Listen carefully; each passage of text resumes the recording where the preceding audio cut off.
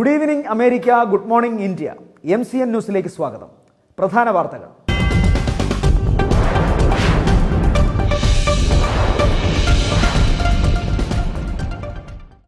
Republican അംഗങ്ങളുടെ അയോവൻ debate. അമേരിക്കയുടെ സാമ്പത്തിക ആരോഗ്യ പദ്ധതികൾ ചർച്ചയായി. മെക്സിക്കോയിലെ ഗുരേറോയിൽ ഭൂചലനം, 3 പേർ കൊല്ലപ്പെട്ടു. അമേരിക്കയുടെ പൈലറ്റില്ലാ വിമാനം വിട്ടുകൊടുക്കില്ലെന്ന് ഇറാൻ. വെസ്റ്റ് ഇൻഡീസിനെതിരായ 5ാം ഏകദിനത്തിലും ഇന്ത്യക്ക് ജയം. പരമ്പര ഇന്ത്യക്ക്.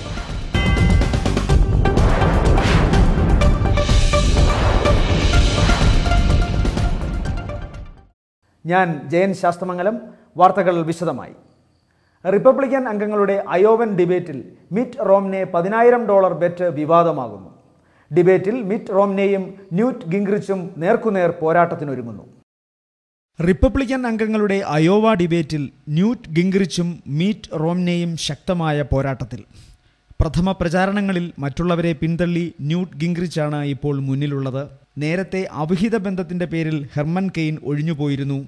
അമേരിക്കയുടെ സാമ്പത്തിക പ്രശ്നങ്ങൾ പരിഹരിക്കാൻ വാഷിംഗ്ടണിൽ മാത്രം ഒതുങ്ങിപ്പോയ ഗിംഗ്റിച്ചിനെ കൊണ്ടാവില്ല എന്നു പറഞ്ഞുകൊണ്ടായിരുന്നു മിറ്റ് റോംനെ ഡിബേറ്റ് തുടങ്ങിയത്. മാസച്യുസെറ്റ്സ് മുൻ ഗവർണറായിരുന്നു മിറ്റ് റോംനെ. എന്നാൽ പിന്നീട് റോംനെയും സ്വയം ഭയപ്പെടുന്നുണ്ടായിരുന്നു. ടെക്സാസ് ഗവർണർ റിക് പെറി റോംനെയുടെ ആരോഗ്യ പരിഷ്കരണ പദ്ധതികളെ രൂക്ഷമായി വിമർശിച്ചപ്പോഴായിരുന്നു ഈ ഭയപ്പെടൽ. എന്നാൽ ഉടൻ തന്നെ റോംനെ അതിന് പരിഹാരവും കണ്ടെത്തി. ആരോഗ്യ സുരക്ഷാ പദ്ധതികൾക്കായി $10,000 ബെറ്റ് അപ്പോൾ തന്നെ റോംനെ മുന്നോട്ട് വച്ചു.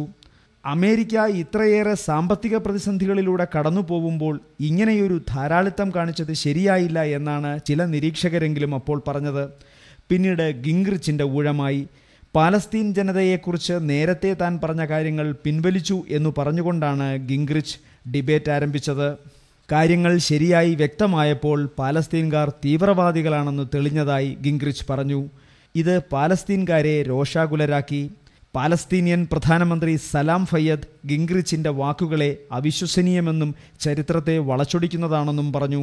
എന്തായാലും ജനുവരിയോടെ പ്രസിഡന്റ് ബറാക് ഒബാമയോട് മത്സരിക്കാനുള്ള യഥാർത്ഥ റിപ്പബ്ലിക്കൻ സ്ഥാനാർത്ഥി ആരെന്ന് വ്യക്തമാവും. മെക്സിക്കോയിൽ ശക്തമായ ഭൂചലനം. റിക്ടർ സ്കെയിലിൽ 6.5 തീവ്രത രേഖപ്പെടുത്തിയ ഭൂചലനത്തിൽ 3 പേർ കൊല്ലപ്പെട്ടു. മെക്സിക്കോയിൽ ശക്തമായ ഭൂചലനം. റിക്ടർ സ്കെയിലിൽ 6.5 രേഖപ്പെടുത്തിയ ഭൂചലനമാണ് ഉണ്ടായത്. ശക്തമായ ഭൂചലനത്തിൽ കുറഞ്ഞത് 3 പേരെങ്കിലും മരിച്ചതായി റിപ്പോർട്ടുകളുണ്ട്. 1985 8.1 രേഖപ്പെടുത്തിയ ഭൂചലനത്തിൽ 10,000-കണക്കിന് പേരാണ് മെക്സിക്കോയിൽ മരണമടഞ്ഞത്. എന്നാൽ ഇപ്പോഴുണ്ടായിരിക്കുന്ന ഭൂകമ്പത്തിൽ നാശനഷ്ടങ്ങൾ ഉണ്ടായതായി ഇതുവരെയും റിപ്പോർട്ടുകളില്ല. മെക്സിക്കോ സിറ്റിയിൽ നിന്ന് 103 കിലോമീറ്റർ അകലെയുള്ള ഗുരേറോയാണ് ഭൂകമ്പത്തിന്റെ പ്രഭവ കേന്ദ്രം.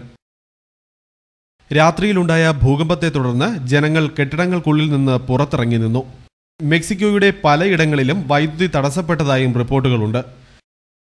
രാജ്യത്തെ 9 സ്റ്റേറ്റുകളെ ഭൂചലനം ബാധിച്ചതായി മെക്സിക്കോ ഇന്റീരിയർ ഡിപ്പാർട്ട്മെന്റ് അറിയിച്ചു. വീടിന്റെ മേൽക്കൂര തകർന്നു വീണ് ഇഗ്വാള പ്രവിശ്യയിൽ ഒരാൾ മരിച്ചു. എക്സാറ്റോപ്പൺ നഗരത്തിലാണ് 2ാമത്തെ മരണം. ഓടിക്കൊണ്ടിരുന്ന വാഹനത്തിന് മുകളിലേക്ക് പാറ വീണാണ് 3ാമത്തെ മരണം. ഈ 3 മരണമാണ് ഇതുവരെയും അധികൃതർ സ്ഥിരീകരിച്ചിട്ടുള്ളത്. റോഡിലേക്ക് മലയിടിഞ്ഞു വീണ ഹൈവേയിൽ 2 ഇടങ്ങളിൽ വാഹന ഗതാഗതം തടസ്സപ്പെട്ടിട്ടുണ്ട്. ഭൂകമ്പത്തിന്റെ പ്രകമ്പനങ്ങൾ 1 മിനിറ്റോളം നീണ്ടുനിന്നു. ഭൂകമ്പം ഉണ്ടായതിനെ തുടർന്ന് മെക്സിക്കോയിലെ ഷോപ്പിംഗ് സെന്ററുകൾ ഉൾപ്പെടെയുള്ള സ്ഥാപനങ്ങൾ നേരത്തെ അടച്ചു. അമേരിക്കയുടെ പൈലറ്റില്ലാ വിമാനം വിട്ടുകൊടുക്കില്ലെന്ന് ഇറാൻ അധികൃതർ മാധ്യമപ്രവർത്തകരോട് പറഞ്ഞു. ഇറാൻ ആംഡ് ഫോഴ്സ് പിടിച്ചെടുത്ത പൈലറ്റില്ലാ വിമാനത്തിന്റെ ദൃശ്യങ്ങൾ കഴിഞ്ഞ ദിവസം ഇറാൻ മാധ്യമങ്ങൾ പുറത്തുവിട്ടിരുന്നു. ഇറാൻ വ്യോമാതിർത്തിക്കുള്ളിൽ കടന്ന RQ-170 സെന്റിനൽ എന്ന അമേരിക്കൻ വിമാനത്തെ തിരിച്ചു നൽകില്ലെന്ന് ഇറാൻ. ഇറാന്റെ റവല്യൂഷണറി ഡെപ്യൂട്ടി ഗാർഡായ ഹുസൈൻ സലാമിയാണ് ഇക്കാര്യം വെളിപ്പെടുത്തിയത്. അമേരിക്ക തങ്ങളുടെ ശത്രുതാ മനോഭാവം പുലർത്തിയിരുന്നതുകൊണ്ടാണ് ഇങ്ങനെയൊരു വിമാനത്തെ അതിർത്തി കടന്ന് പാകിസ്ഥാനിലേക്ക് വിട്ടത്. കഴിഞ്ഞ ദിവസം ടെഹ്റാനിൽ തകർന്നു വീണെന്ന് കരുതിയ പൈലറ്റില്ലാ വിമാനം ഇറാൻ അതിർത്തി കടന്നതിനാൽ ടെഹ്റാനിൽ പിടികൂടിയിരുന്നു. ഇറാൻ ആംഡ് ഫോഴ്സാണ് വിമാനം പിടിച്ചെടുത്തത്. അത്യാധുനിക സാങ്കേതിക വിദ്യകളായ സൈബർ ടെക്നോളജി ഉപയോഗിച്ചാണ് വിമാനത്തെ പിടിച്ചെടുത്തത്. അഫ്ഗാനിസ്ഥാൻ അതിർത്തിയിൽ നിന്നും 140 മൈൽ അകലെയുള്ള കശ്മർ നഗരത്തിന്റെ കിഴക്കൻ ആകാശത്തിലൂടെ പറക്കവെയാണ് ഈ ചാരവിമാനത്തെ ഇറാൻ പിടികൂടിയതെന്ന് ഇറാന്റെ ഔദ്യോഗിക മാധ്യമങ്ങൾ റിപ്പോർട്ട് ചെയ്തു. വിമാനം പിടിച്ചെടുത്തത് ഇറാന്റെ വിജയവും അമേരിക്കയുടെ പരാജയവുമാണെന്ന് ഹുസൈൻ സലാമി പറഞ്ഞു. പൈലറ്റില്ലാ വിമാന നിർമ്മാണത്തിന്റെ സാങ്കേതിക മികവിൽ ഇറാൻ മുൻപന്തിയിലാണ്. അമേരിക്കയിൽ നിന്നും ഒട്ടും പിറകിലല്ല ഇക്കാര്യത്തിൽ ഇറാനെന്ന് സലാമി കൂട്ടിച്ചേർത്തു. പാകിസ്ഥാനിലെ ഷംസി വിമാനത്താവളത്തിന്റെ നിയന്ത്രണം പാക് സേന ഏറ്റെടുത്തു. നാറ്റോ നടത്തിയ ആക്രമണത്തിൽ പ്രതിഷേധിച്ചാണ് ഷംസി താവളം ഒഴിയാൻ പാക് US-നോട് ആവശ്യപ്പെട്ടത്.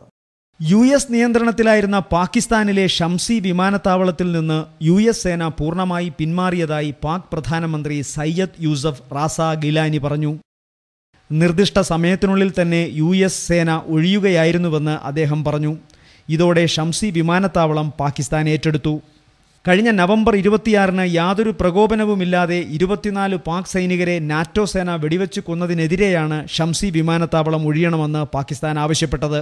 ബലൂചിസ്ഥാന് സമീപമാണ് ഷംസി വിമാനത്താവളം.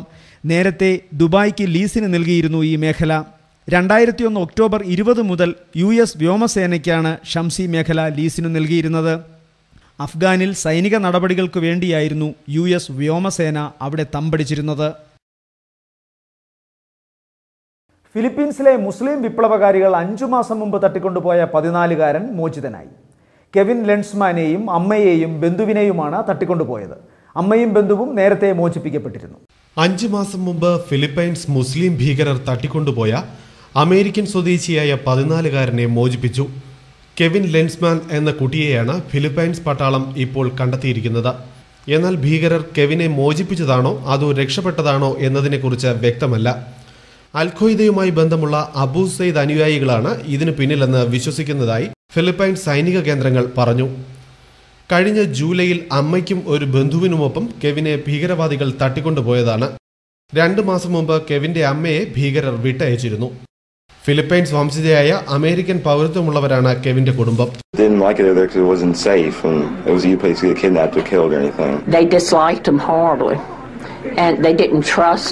സദേൺ ബാസിലൻ ദ്വീപിലെ മേയറുടെ സംരക്ഷണയിലാണ് ഇപ്പോൾ കെവിൻ. അബൂ സയ്ദ് ഗ്രൂപ്പിന്റെ ശക്തി കേന്ദ്രമായ ബാസിലയിൽ നിന്നാണ് കുട്ടിയെ കണ്ടെത്തിയത്. ജന ലോക്പാൽ ബിൽ. അണ്ണാ ഹസാരെയുടെ ഉപവാസം ഇത് 3ാം തവണ.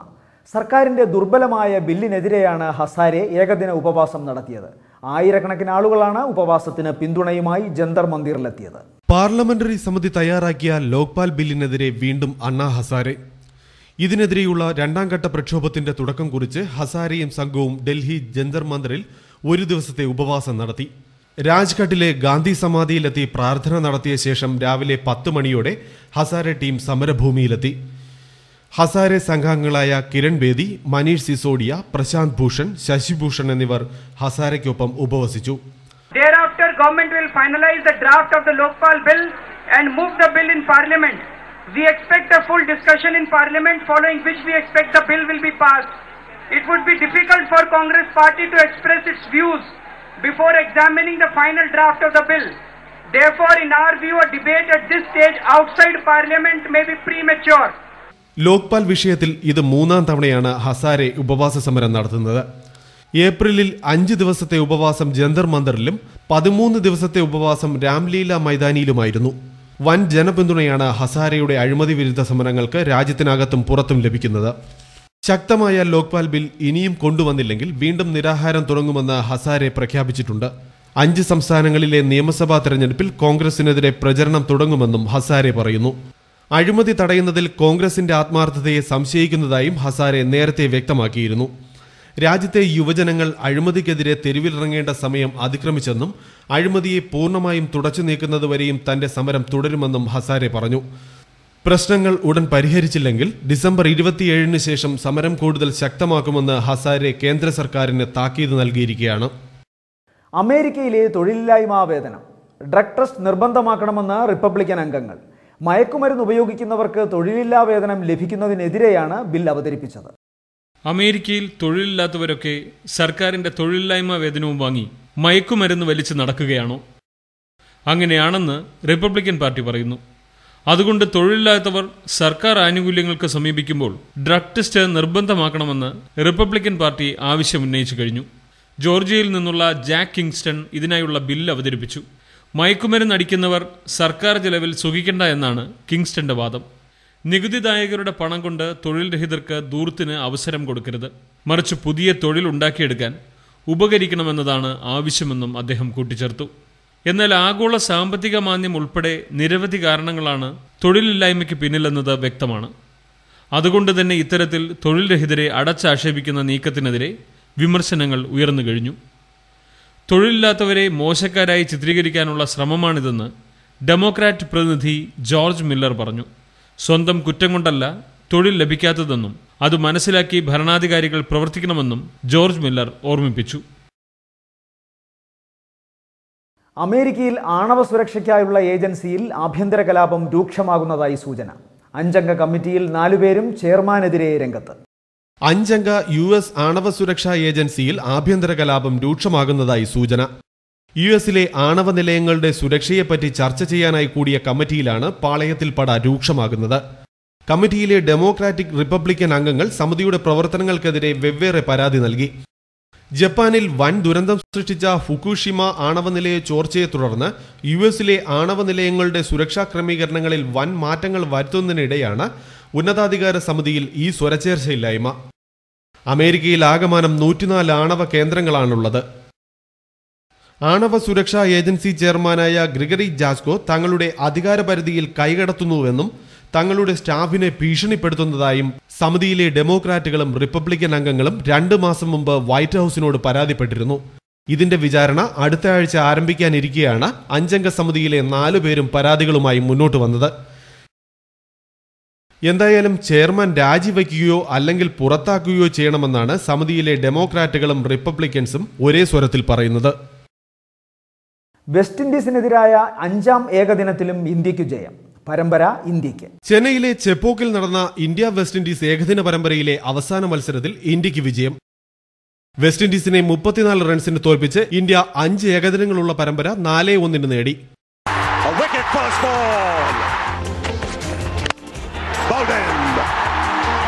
Might have just got some inside edge there. Good delivery, he's given it. This is gone. He was living dangerously. He's asking for it and he's... toss നേടി ആദ്യം ബാറ്റ് ചെയ്ത ഇന്ത്യ നിശ്ചിത 50 ഓവറിൽ 269 റൺസ് നേടി. മറുപടി ബാറ്റിംഗിനിറങ്ങിയ വിൻഡീസ് 233 റൺസിന് പുറത്തായി. 119 runs എടുത്ത പൊളാർഡിന്റെ സെഞ്ചുറിയാണ് വിൻഡീസിന് മാന്യമായ പരാജയം സമ്മാനിച്ചത്. He came in after Ramley, but got the chance because he had lots of footballs to face. And he played the Kirby's natural style and played what I thought was an excellent innings. And this is the type of innings you want to see from a batsman who can win you or lose the game. He's got to get the confidence. The 100 hopefully will give him his confidence. Just look at the way he celebrates. Russell 53 runs എടുത്ത് പുറത്തായി. ഇന്ത്യക്ക് വേണ്ടി രവീന്ദ്ര ജഡേജ 3 വിക്കറ്റും ഇർഫാൻ പഠാനും അഭിമന്യു മിഥുനും 2 wicket വീതവും നേടി. ആദ്യം ബാറ്റ് ചെയ്ത ഇന്ത്യക്ക് വേണ്ടി അഭിമന്യു മിഥുൻ സെഞ്ചുറി നേടി. Well, he's got it. And he gets it with a boundary. Delicately done. That he's got to his first one-day 100. Virat Kohli അർദ്ധ സെഞ്ചുറിയും. ഏകദിനത്തിലും ടെസ്റ്റിലും ഇന്ത്യയുടെ സമ്പൂർണ്ണ ആധിപത്യമാണ് വിൻഡീസിന് മേൽ നേടിയത്. He hasn't batted for this long. The most that he has batted was about 94 deliveries. He's crossed the 100 mark and therefore he got his maiden 100 as well. A fine performance from Pollard. ഈ വിജയങ്ങൾ ലോക റാങ്കിങ്ങിൽ ഇന്ത്യയുടെ നില മെച്ചപ്പെടുത്താൻ സഹായിക്കും. ഇനി ഇടവേള.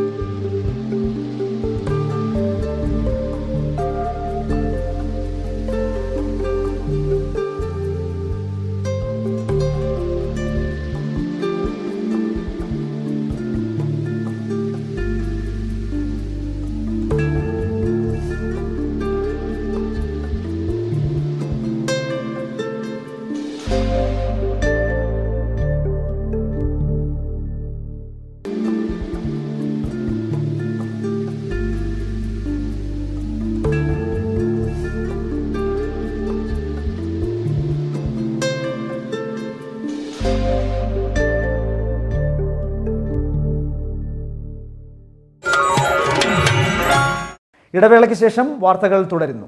ഇനി മലയാളി കമ്മ്യൂണിറ്റി വാർത്തകൾ. നോർത്ത് കരോലൈനയിലെ ആദ്യത്തെ സീറോ മലബാർ പള്ളി ലൂർദ് മാതാ കാത്തലിക് ചർച്ചിന്റെ വെഞ്ചരിപ്പ് കർമ്മം Chicago saint Thomas Syro Malabar രൂപത അധ്യക്ഷൻ മാർ ജേക്കബ് അങ്ങാടിയത്ത് നിർവഹിച്ചു.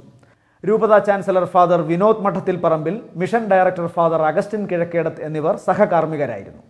ദുറാം ഹോളി ക്രോസ് കാത്തലിക് ചർച്ച് ഇടവക വികാരി father Raymonds Donalds, father Philip, father Lijoy, father Lourdu Raja എന്നിവർ സന്നിഹിതരായിരുന്നു. റാലെ ദുറാം പ്രദേശത്ത് ജീവിക്കുന്ന 100ഓളം വരുന്ന മലയാളി കത്തോലിക്ക കുടുംബങ്ങളുടെ ചിരകാല അഭിലാഷമാണ് പൂർത്തീകരിച്ചത്. ലൂർദ് മാതാ മിഷനെ ഷിക്കാഗോ രൂപതയുടെ 27ാമത് ഇടവകയായി പ്രഖ്യാപിച്ചു.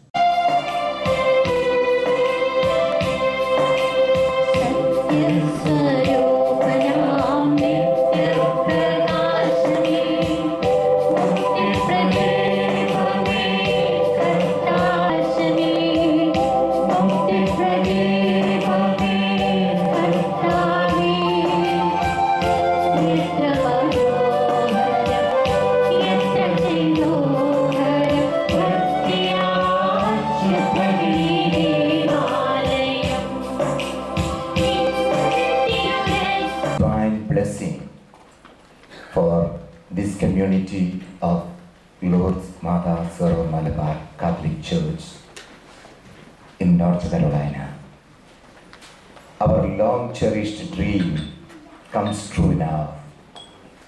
We are blessed by God to offer this building for the worship of God, for this solemn event. In the name of this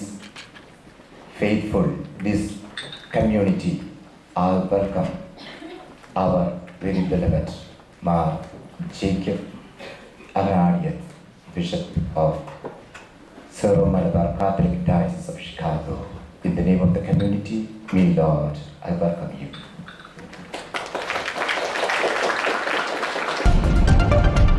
Indian nurses association of മിഷിഗന്റെ ആഭിമുഖ്യത്തിൽ ബ്യൂമോണ്ട് ആശുപത്രിയിലെ നഴ്സിംഗ് കോൺഫറൻസ് ഹാളിൽ thanksgiving ഡേയും കുടുംബസംഗമവും നടത്തി. യോഗത്തിൽ president Sophie Varghese അധ്യക്ഷത വഹിച്ചു. അസോസിയേഷൻ ഭാരവാഹികളായ secretary Jaina Elakkad, Saroj Samuel, Sinu Joseph എന്നിവർ സംസാരിച്ചു. കേരള അസോസിയേഷന്റെ ക്രിസ്മസ് ന്യൂ ഇയർ ആഘോഷങ്ങൾ 17-ന് മാൾബറോ മിഡിൽ സ്കൂളിൽ നടക്കും. ഇതിനോടനുബന്ധിച്ച് വിവിധ കലാപരിപാടികൾ, ഗാനമേള, കോമഡി ഷോ എന്നിവയും ഉണ്ടാകും. മാത്യു ചാക്കോ, പ്രകാശ് നെല്ലൂർ വളപ്പിൽ, ജീസ് അലക്സ്, വൈദ്യനാഥൻ അയ്യർ, ജോബോയ് ജേക്കബ് എന്നിവർ പരിപാടികൾക്ക് നേതൃത്വം നൽകും.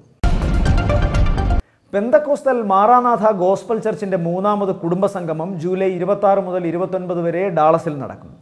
Reverend doctor Thomson K Mathew, reverend doctor V J Samkutty, reverend K K Joseph, professor Oommen George എന്നിവർ കോൺഫറൻസിന് നേതൃത്വം നൽകും. ഇനി കേരള ഡെസ്ക്. കേരളത്തിന്റെ 16ാമത് അന്താരാഷ്ട്ര ചലച്ചിത്രോത്സവത്തിന് നിറം കെട്ട തുടക്കം. തണുപ്പൻ പ്രതികരണത്തോടെ 2ാം ദിനം.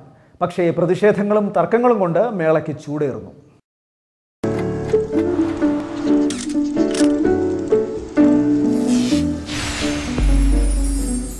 കേരളത്തിന്റെ 16ാമത് അന്താരാഷ്ട്ര ചലച്ചിത്രോത്സവത്തിന് മോശം തുടക്കം. ചിത്രം കാണാനായി പണമടച്ച് പാസിനായി നെട്ടോട്ടമോടുന്ന സാധാരണ പ്രേക്ഷകരുടെ വകയായിരുന്നു ആദ്യ ബഹളം. പ്രശ്നം കയ്യാങ്കളിയുടെ വക്കോളമെത്തി. മേളയുടെ ഒന്നാം ദിനത്തിൽ പോലും പാസില്ലാത്തതുമൂലം രാജ്യത്തിന്റെ വിവിധ ഭാഗത്തു നിന്നെത്തിയ നൂറുകണക്കിന് പേർ അലഞ്ഞുതിരിഞ്ഞ് തിയേറ്ററിന് പുറത്തു നടന്നു. സംഘാടനത്തിലെ പാളിച്ചകളാണ് ഇങ്ങനെയൊരു ഗതി പ്രേക്ഷകർക്ക് വരുത്തിയത്. എന്നാൽ ഉച്ചയോടെ മേളയുടെ പാകപ്പിഴകൾ കൂടുതൽ വ്യക്തമായി. മലയാള സിനിമകളില്ലാത്ത കേരളത്തിന്റെ സ്വന്തം ചലച്ചിത്രമേളയ്ക്കെതിരെ പ്രേക്ഷകർ ഒന്നിച്ചു.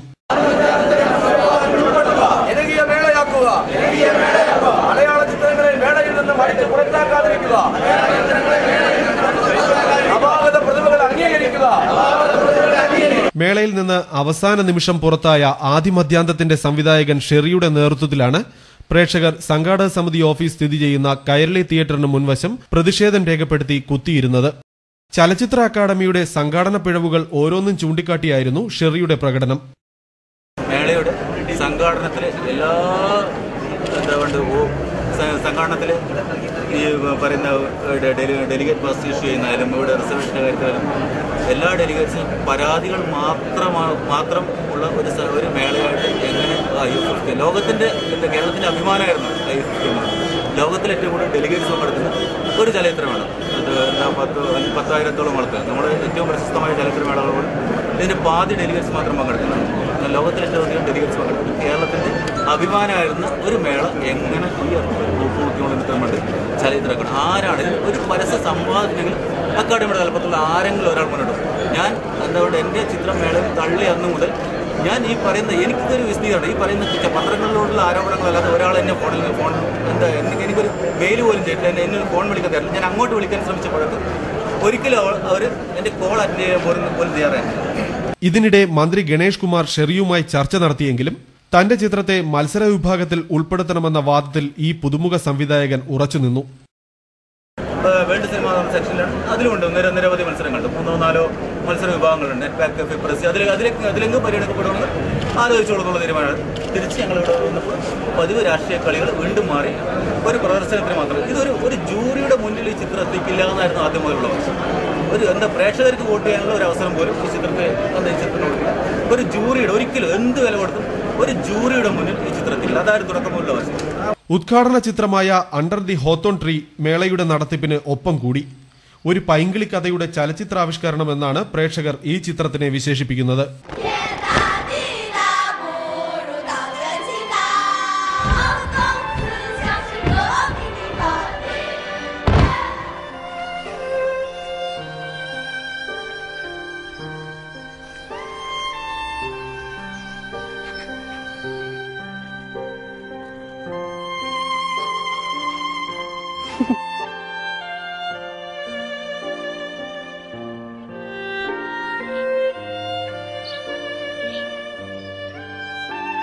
Okay.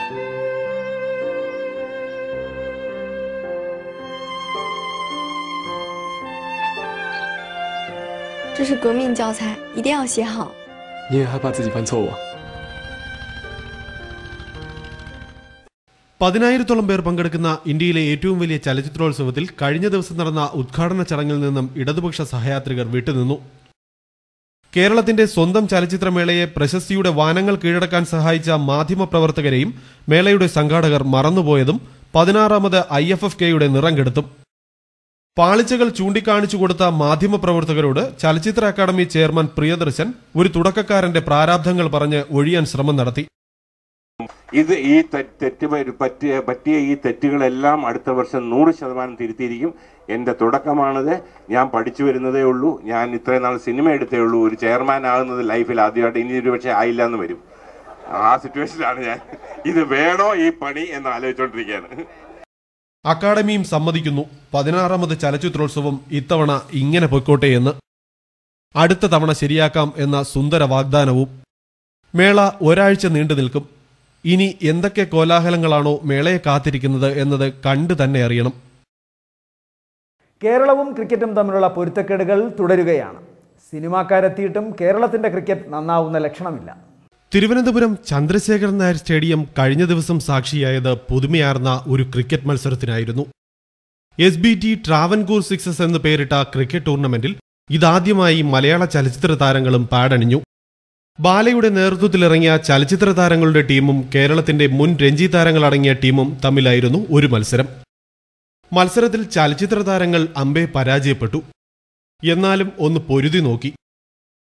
കേരളത്തിൽ ക്രിക്കറ്റിന്റെ വളർച്ച ലക്ഷ്യമിട്ടാണ് ഇങ്ങനെ ഒരു ടൂർണമെന്റ് സംഘടിപ്പിച്ചത്. ചലച്ചിത്ര താരങ്ങൾക്കായി നായകൻ ബാല മികച്ച ബാറ്റിംഗാണ് പുറത്തെടുത്തത്. അന്താരാഷ്ട്ര നിലവാരമുള്ള ഒരു ക്രിക്കറ്റ് സ്റ്റേഡിയം തിരുവനന്തപുരത്ത് നിർമ്മിക്കുക എന്നുള്ളതാണ് സംഘാടകർ ലക്ഷ്യമിട്ടിരിക്കുന്നത്. ക്രിക്കറ്റ് പരിശീലനത്തിനും മറ്റുമായി കൂടുതൽ സൗകര്യങ്ങൾ പുതുതലമുറയ്ക്ക് നൽകി കൂടുതൽ താരങ്ങളെ തയ്യാറാക്കുക എന്നതാണ് SBT ട്രാവൻകൂർ സിക്സസ് ക്രിക്കറ്റ് ടൂർണമെന്റിന്റെ ലക്ഷ്യം. 6 പേരടങ്ങുന്ന 6 ടീമുകളാണ് മത്സരങ്ങളിൽ പങ്കെടുത്തത്. ചലച്ചിത്ര താരങ്ങൾ, മുൻ രഞ്ജി താരങ്ങൾ, ഇപ്പോഴത്തെ കേരള രഞ്ജി താരങ്ങൾ, മാധ്യമപ്രവർത്തകർ, SBT എന്നിവയാണ് ടൂർണമെന്റിൽ പങ്കെടുത്ത ടീമുകൾ. ടൂർണമെന്റിന് സംഘാടകർ പ്രതീക്ഷിച്ച ഒരു ഉയർച്ച ഉണ്ടായില്ല എന്നതാണ് സത്യം. എന്നാലും ഒരു നല്ല മാറ്റത്തിന്റെ തുടക്കം മികച്ചതായി എന്ന് ആശ്വസിക്കാൻ വക തരുന്നതാണ് ഈ സംരംഭവും. കേരളത്തിൽ ക്രിക്കറ്റിന്റെ ഭാവി ശോഭനമാക്കാനാണ് 6 ടീമുകളുടെ ഒരു പ്രദർശന മത്സരം സംഘടിപ്പിച്ചത്.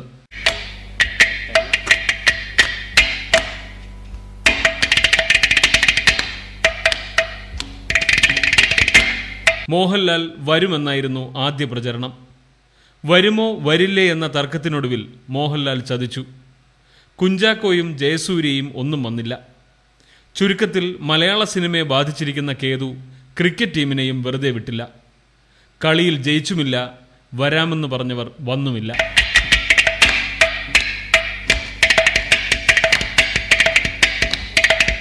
പിന്നെ സിനിമാക്കാർ എന്ന് കേട്ടാൽ കണ്ണുമടച്ച് നെട്ടോട്ടമോടുന്നവരാണ് മലയാളിയെന്ന് ആരും പറയില്ല. അത് ഗാലറി കണ്ടാൽ അറിയാം.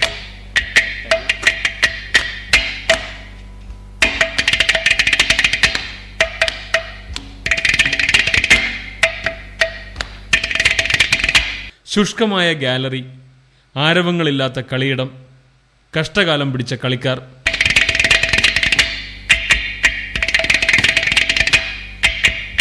കേരളം IPL കൊമ്പന്മാരുടെ പതനമേൽപ്പിച്ച ആഘാതത്തിൽ നിന്നും മുക്തമായിട്ടില്ല. സിനിമാ കളി ഏശിയില്ല. ഇനി പുതിയ വഴി നോക്കണം നന്നാവാൻ.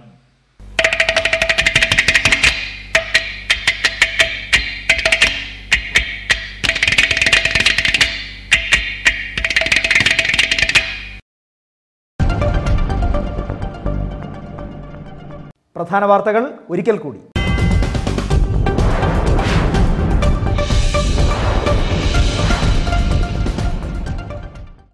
റിപ്പബ്ലിക്കൻ അംഗങ്ങളുടെ അയോവൻ ഡിബേറ്റ്. അമേരിക്കയുടെ സാമ്പത്തിക ആരോഗ്യ പദ്ധതികൾ ചർച്ചയായി. മെക്സിക്കോയിലെ ഗുരേറോയിൽ ഭൂചലനം, 3 പേർ കൊല്ലപ്പെട്ടു.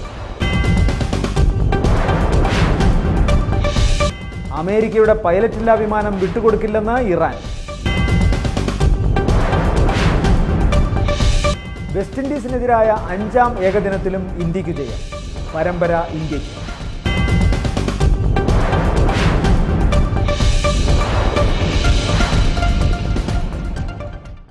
നിങ്ങൾക്കും പ്രതികരിക്കാം MCN ന്യൂസിലൂടെ. നിങ്ങളുടെ പ്രതികരണങ്ങൾ ഞങ്ങളെ അറിയിക്കുക. ഇന്നത്തെ ഈ വാർത്താ ബുള്ളറ്റിൻ ഇവിടെ അവസാനിക്കുന്നു. വീണ്ടും നാളെ കാണാം. നന്ദി, നമസ്കാരം.